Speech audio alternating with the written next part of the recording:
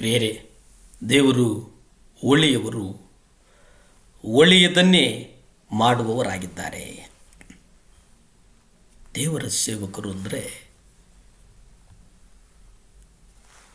ಅವರನ್ನು ಕರ್ತನ ಹಾಗೆ ಪ್ರೀತಿಸ್ತಾರೆ. ಮಲಾಕಿ ತನ್ನ ಸಮಯದಲ್ಲಿ ಲೇವಿಯರನ್ನು ಇಂದಿನ ಕಾಲದ ಲೇವಿಯರೊಡನೆ ಹೋಲಿಸಿದರು.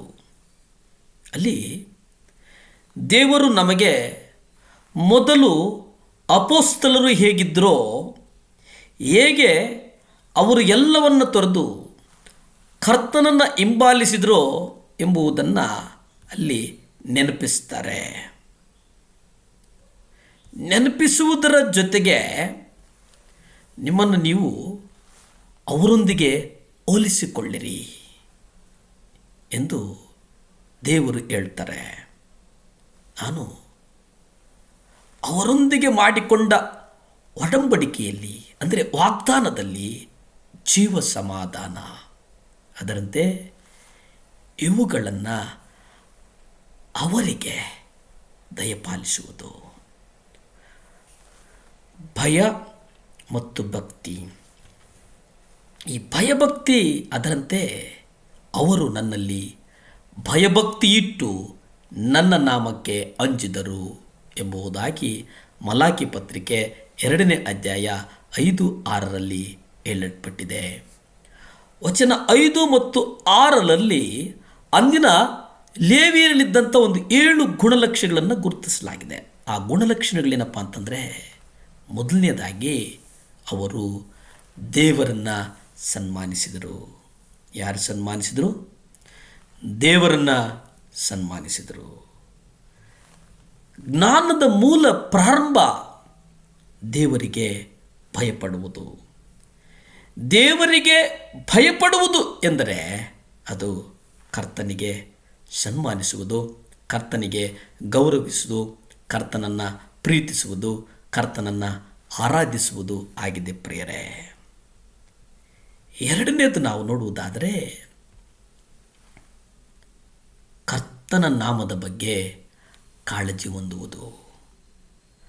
ಕರ್ತನ ನಾಮದ ಬಗ್ಗೆ ಕಾಳಜಿಯನ್ನು ಹೊಂದುವುದು ಎಂಬುದಾಗಿ ನಾವು ನೋಡುವುದಾದರೆ, ಕರ್ತನು ನಮಗೆ ನಿನ್ನ ನಾಮವು ಪರಿಶುದ್ಧವೆಂದೆನಿಸಲ್ಪಡಲಿ ಎಂದು ಪ್ರಾರ್ಥಿಸಿರಿ ಎಂಬುದಾಗಿ ತಿಳಿಸಿದ್ದಾರಲ್ಲ.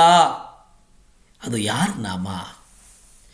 ನಿನ್ನ ನಾಮವು ಪರಿಶುದ್ಧವೆಂದು ಎಣಿಸಲ್ಪಡಲಿ ಎಂದು ಪ್ರಾರ್ಥಿಸಿರಿ ಎಂಬುದು. ಅಂದರೆ ಯೇಸುವಿನ ನಾಮವನ್ನು ಘನಪಡಿಸಲು, ಯೇಸುವಿನ ನಾಮವನ್ನು ಗೌರವಿಸಲು, ಯೇಸುವಿನ ನಾಮವನ್ನು ಉನ್ನತಕ್ಕೆ ಏರಿಸಲು, ಯೇಸುವಿನ ನಾಮವನ್ನು ಪರಾಂಬರಿಸಲು, ಯೇಸುವಿನ ನಾಮವನ್ನು ಸಕಲವೂ ಆತನ ನಾಮದಲ್ಲಿ ಅಡಗಿದೆ ಎಂಬುವಂತಹ ಒಂದು ತೀವ್ರಕರವಾದಂಥ, ಕುತೂಹಲಕರವಾದಂಥ ಒಂದು ಗೌರವ ಬಯಕೆಗಳನ್ನು ಇಟ್ಟುಕೊಳ್ಳುವಂಥದ್ದು ಎರಡನೆಯದಾಗಿದೆ.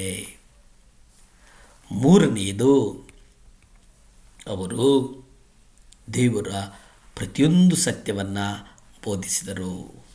ಎಷ್ಟೋ ಬೋಧಕರು ದೇವರ ಪೂರ್ಣ ವಿಚಾರಗಳನ್ನು ಬೋಧಿಸೋದಿಲ್ಲ. ಯಾಕೆಂದರೆ ಅದು ಅವರನ್ನು ಜನಪ್ರಿಯರನ್ನಾಗಿ ಮಾಡುವುದಿಲ್ಲ. ಅವರನ್ನು ಜನಪ್ರಿಯರನ್ನಾಗಿ ಮಾಡುವುದಿಲ್ಲ ಅನ್ನುವ ಕಾರಣಕ್ಕೆ ಅವರು ರಾಜಿಯಾಗ್ತಾರೆ. ಒಂದು ದಿನ ನಾವು ಹಾಗೆ ರಾಜಿಯಾದರೆ ಕರ್ತನಿಂದ ನಾವು ದೂರ ದೂರ ದೂರ ಹೋಗ್ತೇವೆ.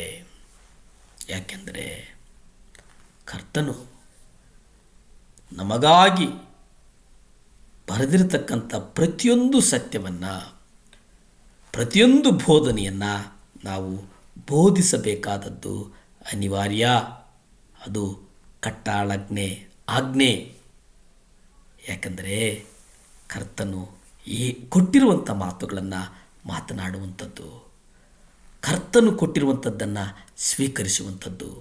ಕರ್ತನು ನಮ್ಮ ಹೃದಯದೊಳಗೆ ಏನು ತೋರಿಸ್ತಾನೋ ಅದನ್ನು ನಾವು ಹಾಗೆಯೇ ಬೋಧಿಸೋಣ, ಪ್ರಾರ್ಥಿಸಿಕೊಳ್ಳೋಣ.